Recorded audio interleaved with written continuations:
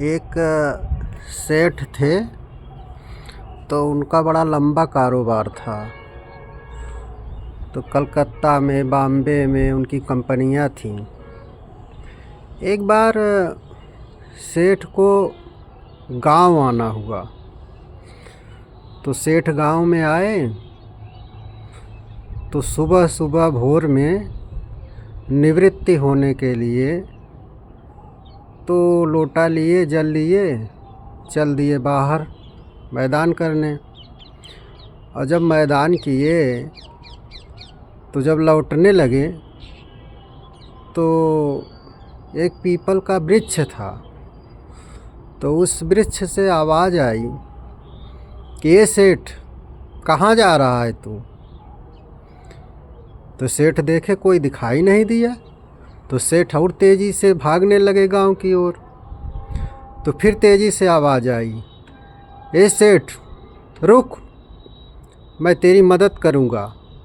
तो जब सेठ सुने कि मदद करेगा, कौन है, तो सेठ को लालच आ गई कि मदद होगी तो कुछ लाभ ही है। तो सेठ रुके तो प्रेत आके सामने खड़ा हो गया।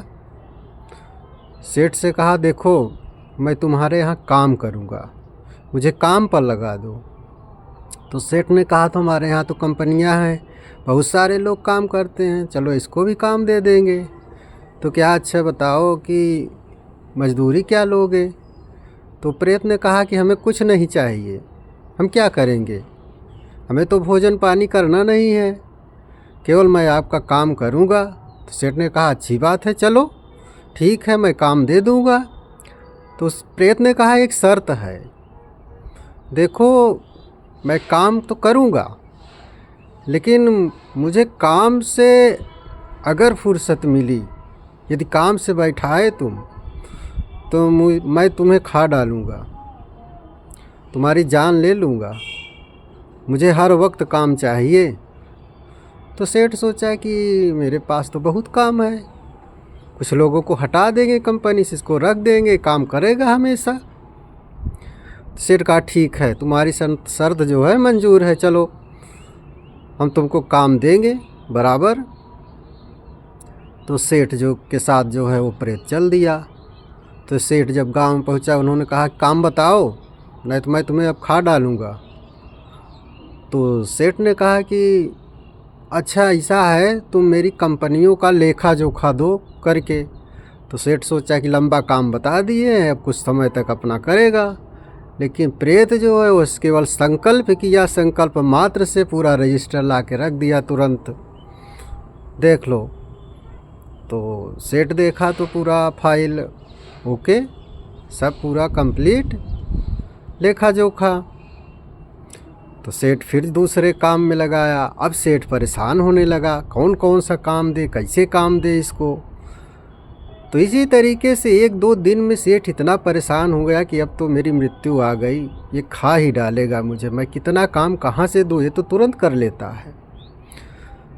तो फिर एक महात्मा थे, सेठ जो है उन महात्मा के पास गया, सोचा कि चले महात्मा के पास, हो सकता है कोई इसका रास्ता निकल ही जाए।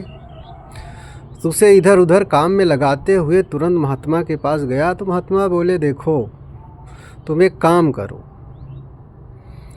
तुम इसको काम में लगाया करो, जब काम से फुर्सत हुआ करे तो एक उपाय मैं बताता हूँ।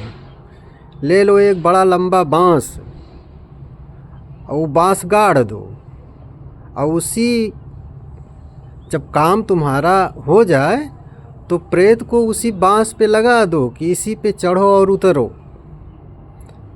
और वो चढ़ता उतरता रहेगा उसी पे। फिर जब काम पड़ेगा तो फिर काम पे लगा देना इसको। तो ये प्रेत की कहानी तो मैंने बताया, लेकिन ये प्रेत कौन है? वास्तव में ये प्रेत जो है हमारा मन ही है।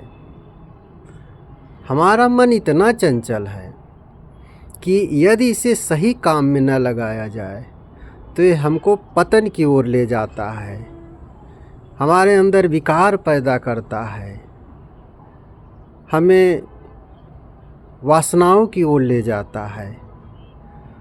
तो सेठ तो है यह आत्मा, और मन जो है यही प्रेत है। इसको हमें कोई भी कार्य करना है तो मन लगा के करे। अगर कोई काम नहीं है तो इसको बांस यानी बांसा, जो सांस है हमारी, उसी सांस में इसको लगा दे मन को। सांस में लगाने का मतलब उस प्रभु का स्मरण करता रहे मन। जब भी काम से फुर्सत मिले तो राम राम या ओम ओम, भगवान के किसी नाम का स्मरण उस सांस के साथ चलता रहे तो जीवन बड़ा सुखमय रहेगा, जीवन कट जाएगा।